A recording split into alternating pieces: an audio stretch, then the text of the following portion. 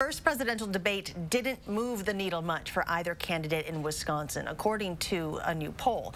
So did the vice presidential debate benefit Republicans or Democrats? Amy Reed joins us now to give context as to how both sides are spinning the debate in state today. Amy? Naturally, the key moments of the debate differ based on who you're talking to, but both VP candidates want to talk about the Supreme Court, whether that's who is on it or how the rulings will affect our laws.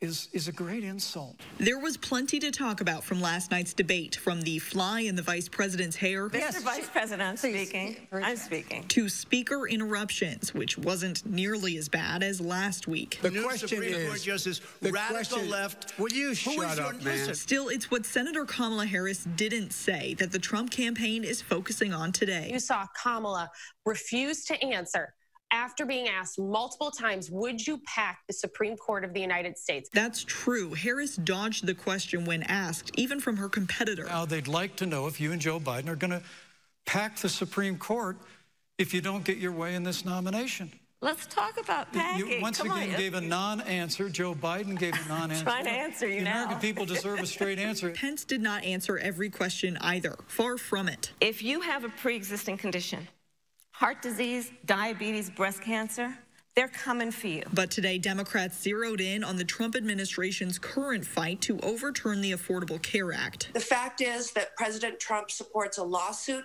to overturn the Affordable Care Act completely, and that includes the guaranteed protections for people with pre-existing health conditions. The case is due in the Supreme Court right after the election. If overturned, coverage for the nearly 54 million Americans with pre-existing conditions is in question. That's a conversation we have to have with the Congress about what we need to do to make sure that we are enshrining the protections for pre-existing conditions into law. And listen, President Trump has been very clear. We want to protect those with pre-existing conditions.